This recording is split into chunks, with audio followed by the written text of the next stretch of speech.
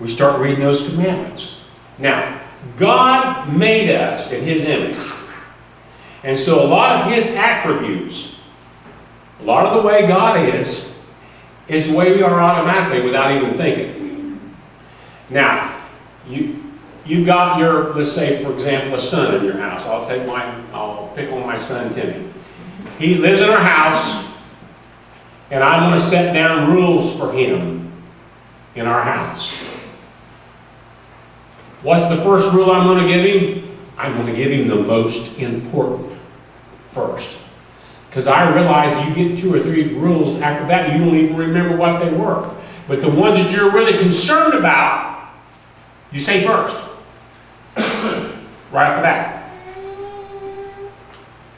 God loved His people. He wanted to keep His creation in good shape. And so He set them down with 10 rules. There's a reason for it. And the first one He set down, thou shalt have no other gods before me. Now, the first thought that comes to my mind, if this was just Moses pulling a fast one on the world, he would have said, have no other gods before Moses. He would have said, it would have been for him, his benefit. It was God that gave him. We have no other gods before God. Not anybody else. That's another factual part to me that the Bible is true, and it was not written for any individual here on earth. None. All the other religions follow somebody. Think about them. We follow a heavenly Father. Big difference. And the 10 rules were important. All 10 of them. Now listen. I'm going to get into a few of them here. And I don't want anybody to get mad. I don't want anybody to get upset. Let the sermon get over with before you start throwing things. Because we're all guilty of breaking many of these rules and laws and 10 commandments. A lot. And it's different degrees of a lot. Each one of us in here, and probably before this day is out, I will break a commandment. Now, the Baptists say you got to sin every day, and we say, no, you don't have to sin every day. But more than likely, I will mess up, and sometimes it's the littlest, teeniest thing without thinking about it. Right. You're put in a position where you break a commandment. It might be something as simple as, my wife says, does this dress look good on me? Oh, careful.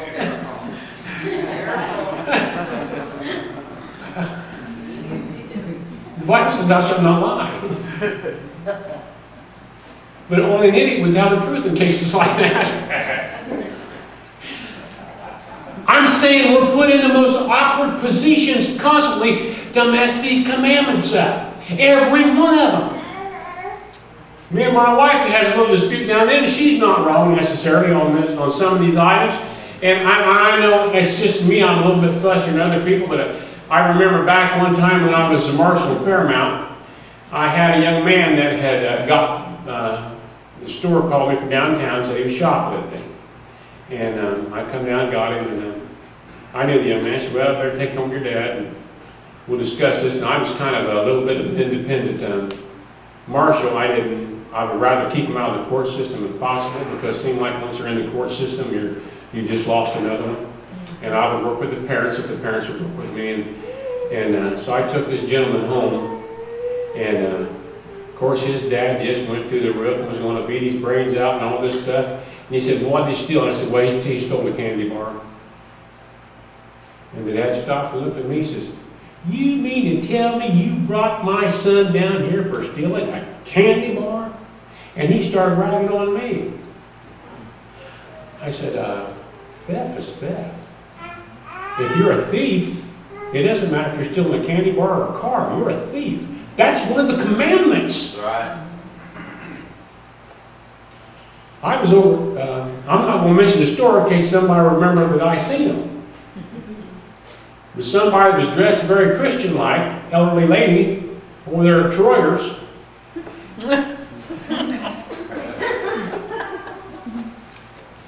Took a few grapes off of the thing and popped them in her mouth and looked around real quick. Now, she may was going to buy those grapes, but they sell them by the pound.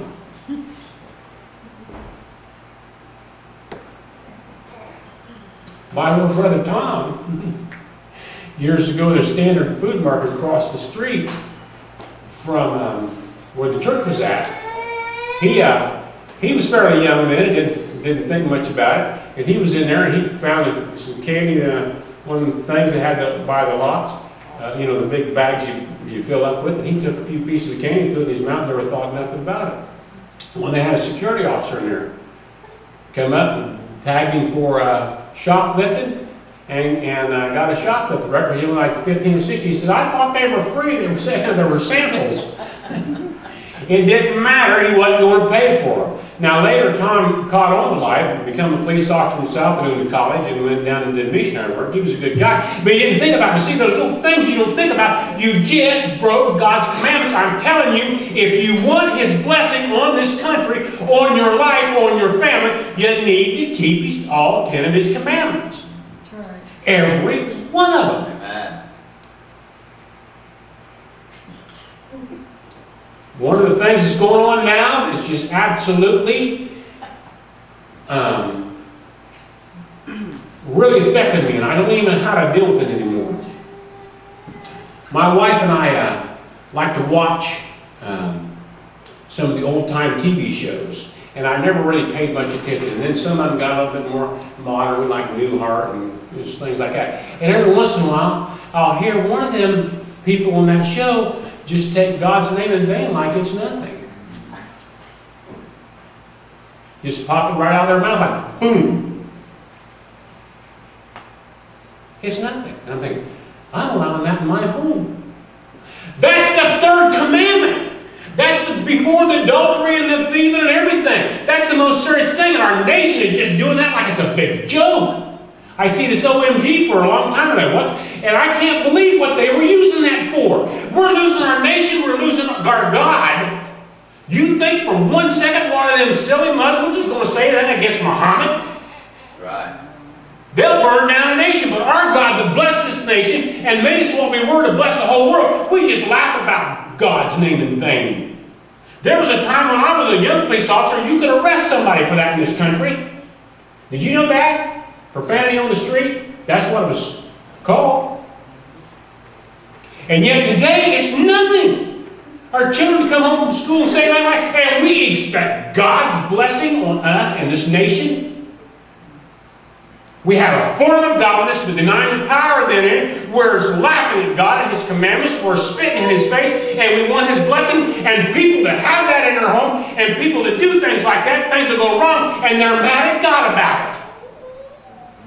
Think about how wicked we've become. They ain't afraid of our God. Why? Because we have lost our faith in God and His ability to bless us. Right. There's many people, they're just living a life.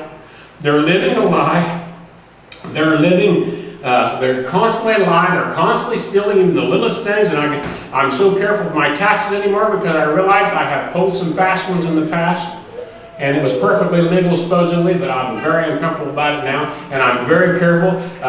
Matter of fact, I'm just so scared to death that one day I'll get in the smorgasbord. I always just order water because it's kind of important for my diet.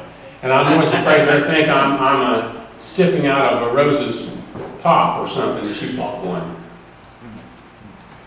That just drives me crazy. I make sure they see I'm drinking my water. I'm not cheating. I'm not lying. I'm not stealing. It's nothing much, but I just don't do that.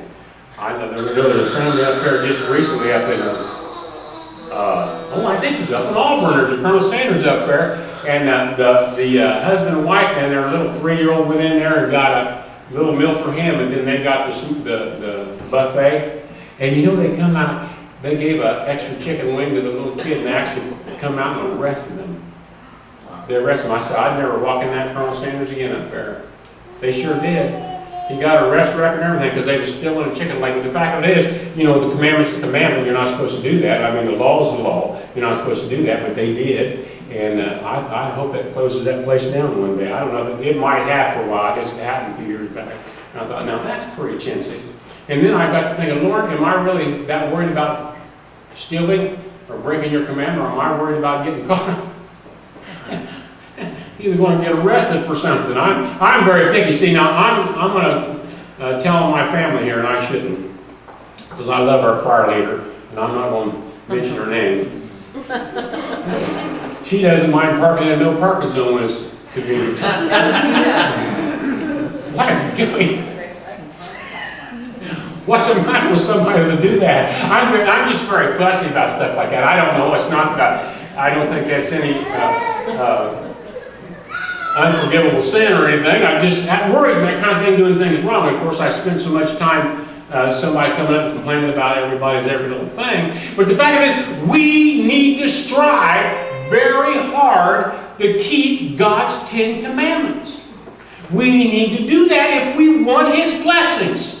And if we don't want to do that, don't be worried about how God treated you, for pity's sakes. There's like nobody has a brain left anymore. It's just the way it is. And I know that there's some things in there that are not making a lot of sense about the, remember the Sabbath to keep it holy. It's just kind of blown off the sidewalk. Well, we know that Jesus was the Sabbath. And we know that but there was a Lord's Day, and there was a day for worship, and we try to honor that the best we can. And some of the things we just simply cannot get out of messing up somehow or other. But that's why Christ come and died on the cross, because He knew we couldn't do it. That's right. We cannot possibly do it. But we can ask Him for forgiveness of our sins and do our best if we want His blessings. That's right. Now, here, I hate to trivialize something like your salvation with sports. But everybody in here understands about sports. And Jeff and I are on the same page in this NFL thing. I don't get into it as much as he does, but I love it. But they've set up, now think about this, the owners of the NFL, the creators of the game or whatever, set up a list of rules for the football players to go by. They have to do it to play that game to win. There's a reason they have to have a list of rules. Because if they went out to play football today and no rules, what kind of a mess would that be? It would be a horrible mess. I'll tell you one thing I found out years ago, before I got in law enforcement the first time, I did not like game wardens. They just made me mad and fired. I said, these are God's animals, and this is our property, and if I want to take one for lunch, I can. But you know what I found out when I got into police work and around the game wardens and stuff? People in this country, if there was no rules about shooting animals, there wouldn't be one living bird or animal left on this planet. Right. They would not stop till they kill every one of them. There has to be rules. In a football game, there has to be a rule, or it's not a game. There has to be rules to survive. God created us. And He said, you're going to have these 10 rules to survive. You know what? Think about it. Everyone in here, think about this for just a moment. If everybody kept all 10 of those rules, and then the one Jesus added about loving thy neighbor as thyself, what a pleasant world this would be. There would be no jails. There would be no need for court systems. There would be nobody angry. There would be nobody messing up any which way. And it would be a blessed life. If we want God's blessings, we must follow His rules.